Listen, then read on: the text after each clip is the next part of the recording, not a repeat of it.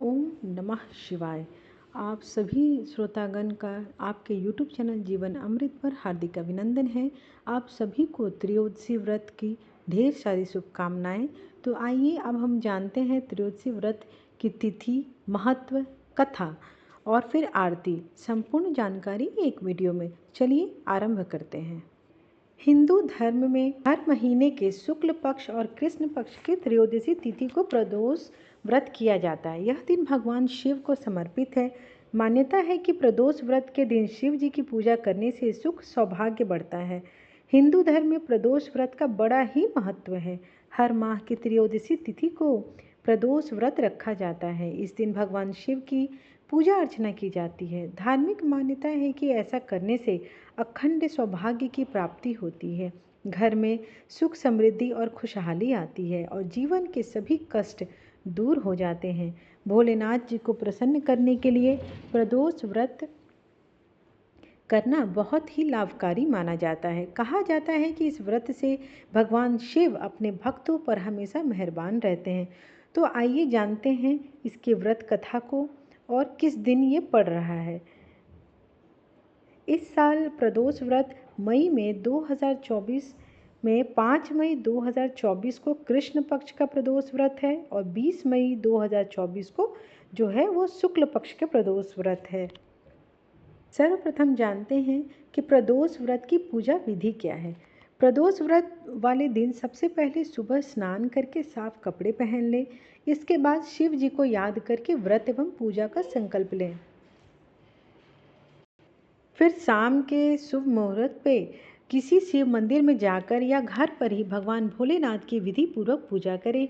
पूजा के दौरान शिवलिंग को गंगा जल और गाय के दूध से स्नान कराएं। उसके बाद सफ़ेद चंदन का लेप लगाएं। महादेव को बेलपत्र, भांग, धतूरी, समी का पत्ता, सफ़ेद फूल, शहद, भस्म, शक्कर आदि अर्पित करें। इस दौरान ओम नमः शिवाय मंत्र का उच्चारण करते रहें। इसके बाद शिव चालीसा का पाठ करें और बुद्ध प्रदोष व्रत की कथा को पढ़ें। फिर घी का दीपक जलाएं और शिव जी की आरती करें। इसके बाद पूजा का समापन क्षमा प्रार्थना से करते हुए शिव जी के सामने अपनी मनोकामना को व्यक्त करें। इसके अगले दिन सुबह स्नान आदि के बाद फिर से शिव जी की पूजा करें। फिर सूर्योदय के बाद इस व्रत का पारण करें। इस साल त्रयोदशी व्रत जो है वो रविवार के दिन पड़ रहा है, तो इसलिए हम लोग रवि प्रदोष व्रत की कथा का श्रवण करेंगे। रविवार के दिन यह व्रत आने के कारण इसे रवि प्रदोष व्रत कहा जाता है। प्रदोष व्रत हर महीने के दोनों पक्षों की त्रयोदशी तिथि को रखा जाता है। एक समय सर्व प्राणियों के हितार्थ परम पावन भागीरथी के तट पर ऋषि समाज द्वारा विशाल गोष्ठी का आयोजन किया गया।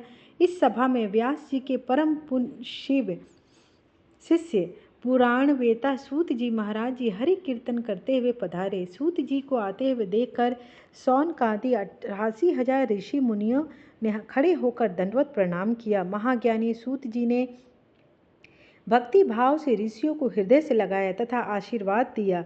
विद्वान ऋषिगण और सब शिष्य आसनों पर विराजमान हो गए।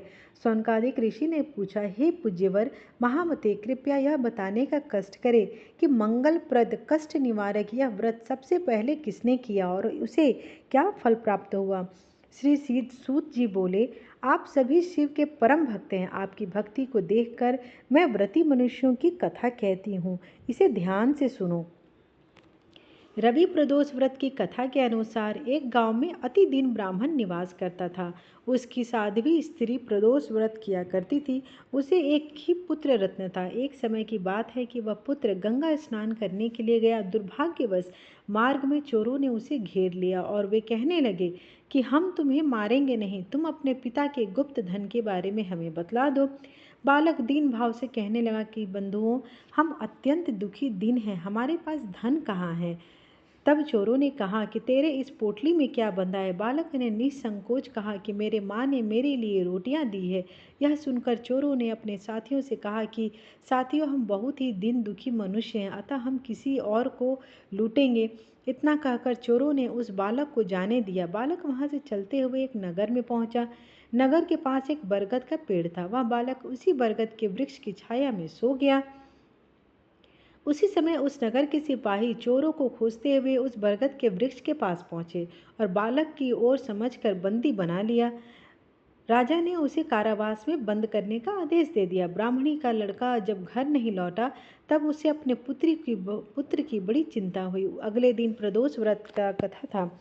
ब्राह्मणी ने प्रदोष व्रत किया और भगवान शंकर से मन ही मन अपने पुत्र की कुशलता की प्रार्थना करने लगी। हे भगवान शंकर ने उस ब्राह्मणी की प्रार्थना को स्वीकार कर ली। उसी रात भगवान शंकर ने उस राजा को स्वप्न में आदेश दिया कि वह बालक चोर नहीं है, उसे प्रातःकाल छोड़ दे, अन्यथा उसका सारा राज्य वैभव नष्ट कर दिया जाएगा। प्रातःकाल राजा ने शिव जी की आज्ञानुसार उस बालक को कारावास से मुक्त कर दिया। बालक ने अपनी सारी कहानी राजा को सुनाई। सारा वृतांत सुनकर राजा ने अपने सिपाहियों को उस बालक के घर भेजा और उसके माता पिता को राजदरबार में बुलाया। उसके माता पिता बहुत भयभीत हो गए थे। राजा ने उन्हें भयभीत देखकर कहा कि आप भयभीत ना हो, आपका बालक निर्दोष है। राजा ने ब्राह्मण को 5 गांव दान में दिए जिससे कि वे सुखपूर्वक अपना जीवन व्यतीत कर सके। भगवान शिव की कृपा से ब्राह्मण परिवार आनंद से रहने लगा। अतः जो मनुष्य रवि प्रदोष व्रत को करता है वह सुखपूर्वक और निरोगी होकर अपना पूर्ण जीवन व्यतीत करता है तथा उसके जीवन में खुशहाली आती है। आइए अब भगवान शिव की आरती करते हैं। ओम जय शिव ओमकारा स्वामी जय शिव ओमकारा ब्रह्मा विष्णु सदा शिव अर्धांगी धारा। ओम जय शिव ओमकारा एकानन चतुरानन पंचानन राजे हंसासन गरुड़ासन वृषवाहन साजे। ओम जय शिव ओमकारा दो भुज चार चतुर्भुज 10 भुज अति सोहे तीनों रूप निरखता त्रिभुवन जन मोहे। ओम जय शिव ओमकारा अक्षमाला वनमाला रुंडमाला धारी चंदन मृग मद सोहे भोले शुभकारी। ओम जय शिव ओमकारा श्वेतांबर पीतांबर बाघंबर अंगे सनकादिक ब्रह्मादिक प्रेतादिक संगे। ओम जय शिव ओमकारा कर के मध्य कमंडल चक्र त्रिशूल धरता जग करता जग हरता जग पालन करता। ओम जय शिव ओमकारा ब्रह्मा विष्णु सदा शिव जानत अविवेका प्रणवाक्षर में शोभित ये तीनों एका। ओम जय शिव ओमकारा त्रिगुण स्वामी जी की आरती जो कोई नर गावे कहत शिवानंद स्वामी सुख संपत्ति पावे। ओम जय शिव ओमकारा कर्पूर गौरम करुणावतारम संसार सारम भुजगेंद्रहारम सदा वसन्तं हृदयारविन्दे भवं भवानी सहितं नमामि। त्वमेव माता च पिता त्वमेव बन्धु च सखा त्वमेव वेद्या द्रविडं त्वमेव सर्वं मम देव देव। आप समस्त श्रोतागण को अगर आज की कथा अच्छी लगी हो तो प्लीज़ लाइक करिए, शेयर कीजिए, सब्सक्राइब कीजिए, ताकि मैं हर रोज़ जो कथा डालती हूँ उसे का आप श्रवण कर सकें और अपने जीवन में लाभ उठा सकें। कथा को पूर्ण सुननी चाहिए, कभी भी आधी अधूरी कथा नहीं सुननी चाहिए। तो आप जब भी कथा सुने पूरी कथा सुने और आरती और क्षमा याचना के साथ सुने। आइए अब भगवान श्री शंकर जी की से क्षमा याचना करते हैं।